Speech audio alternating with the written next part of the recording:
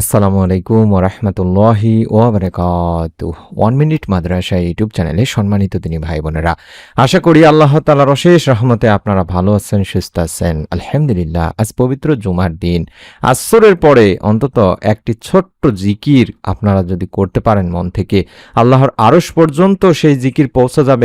আপনি কয়েক মিনিটের মধ্যে ইনশাল্লাহ এর ফল দেখতে পাবেন, মনের নেক আশা পূরণের সুসংবাদ পাবেন। তাই অনুরোধ করছি মনোযোগ দিয়ে ভিডিওটি সম্পূর্ণ দেখার।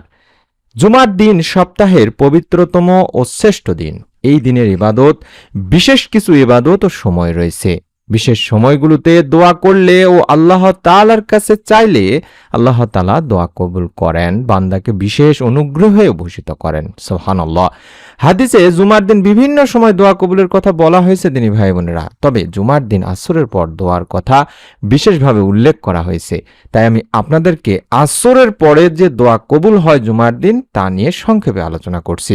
আবু হুরায়রা রাদিয়াল্লাহু তাআলা আনহু বলেন, আল্লাহ রাসূল সাল্লাল্লাহু আলাইহি ওয়াসাল্লাম বলেছেন, জুমার দিনে এমন একটি সময় আছে, সেই সময়টায় যদি কোনো মুসলিম নামাজ আদায়রত অবস্থায় থাকে এবং আল্লাহ তাআলার কাছে কিছু চায়, আল্লাহ অবশ্যই তার সে চাহিদা বা দোয়া কবুল করবেন। এবং এরপর রাসূল পাক সাল্লাল্লাহু আলাইহি ওয়াসাল্লাম তার হাত দিয়ে ইশারা করে সময়টির সংক্ষিপ্ততার ইঙ্গিত দেন। বুখারী শরীফের সহিহ হাদিস। আব্দুল্লাহ ইবনে সালাম রাদিয়াল্লাহু তাআলা আনহু বর্ণনা করেন, শুক্রবারে আসরের পর থেকে সূর্যাস্ত পর্যন্ত দোয়া কবুল হয়। বিখ্যাত সিরাত গ্রন্থ জাদুল মাওয়াদেও বর্ণিত আছে, জুমার দিন আসরের নামাজ আদায়ের পর দোয়া কবুল হয়। তাহলে বুঝতে পারলাম যে জুমার দিন আসরের নামাজের পর থেকে শুরু করে মাগরিবের আগ পর্যন্ত দোয়া কবুল হয়। তবে হ্যাঁ, আমাদের জেনে রাখা জরুরি, আসরের শেষ সময় বলতে সূর্য ডোবার আগ মুহূর্ত পর্যন্তকে বোঝায়। জাবের ইবনে আব্দুল্লাহ রাদিয়াল্লাহু তাআলা আনহু থেকে বর্ণিত হাদিসটিতে আল্লাহ রাসূল সাল্লাল্লাহু আলাইহি ওয়াসাল্লাম বলেন, জুমার দিনে 12 ঘন্টার মধ্যে এমন একটি মুহূর্ত রয়েছে, যদি কোনো মুসলিম এই সময় আল্লাহ তাআলার কাছে কিছু প্রার্থনা করে বা কিছু চায়, তাহলে মহান ও সর্বশক্তিমান আল্লাহ তাকে তা দান করেন। এই মুহূর্তটি তোমরা আসরের শেষ সময় অনুসন্ধান করো।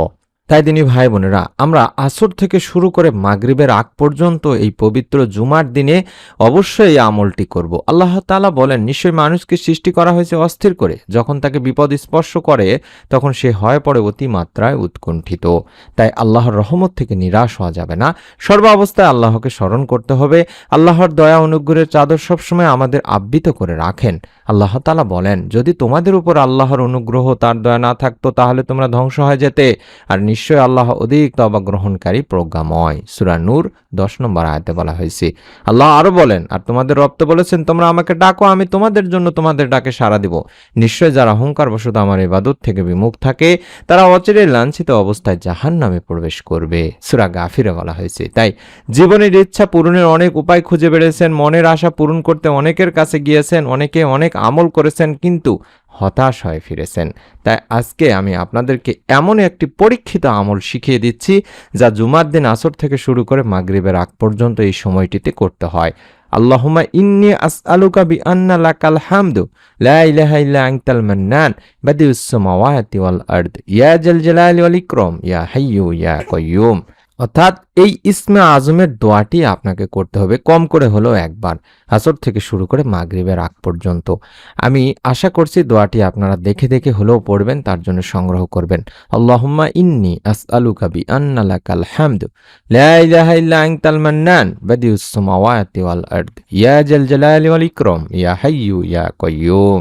এই দোয়াতে বলছি, বা এই দোয়ার বাংলা অর্থই হচ্ছে, হে আল্লাহ, আমি তোমার কাছে প্রার্থনা করি, তুমি তো সব প্রশংসার মালিক, তুমি ছাড়া কোনো উপাস্য নেই, তুমি দয়াশীল, তুমি আকাশসমূহ পৃথিবীর একমাত্র সৃষ্টিকর্তা, হে মহান সম্রাট ও সর্বোচ্চ মর্যাদার অধিকারী, হে চিরঞ্জীব, হে সর্বময় ক্ষমতার অধিকারী। এই দোয়াটিকে ইসমে আজমের দোয়া বলা হয়। মহান আল্লাহর এমন নাম ইসমে আজম, যে নামে ডাকলে মহান আল্লাহ সাড়া দেন এবং যে নামে তার কাছে চাওয়া হলে তিনি সব চাওয়া পূরণ করেন। আবু দাউদ শরীফের একটি হাদিস। অর্থাৎ দোয়াটি পাঠ করলে মহান আল্লাহ মুমিন বান্দার মনের সব ইচ্ছা পূরণ করেন।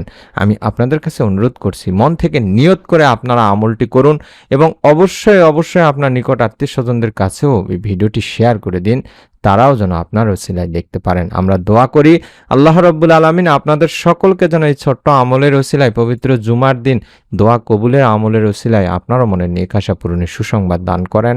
আমিন। এরকম নতুন আমলের ভিডিওগুলো আমরা যখনই দেব তখনই যেন আজকের মতো দেখতে পান। পেয়ে যান মোবাইলে, তার জন্য চ্যানেলটির সঙ্গে থাকবেন সাবস্ক্রাইব করে বেল বাটনটি অন করার মাধ্যমে। সকলে ভালো থাকুন, সুস্থ থাকুন। আসসালামু আলাইকুম ওয়া রাহমাতুল্লাহি ওয়া বারাকাতুহু।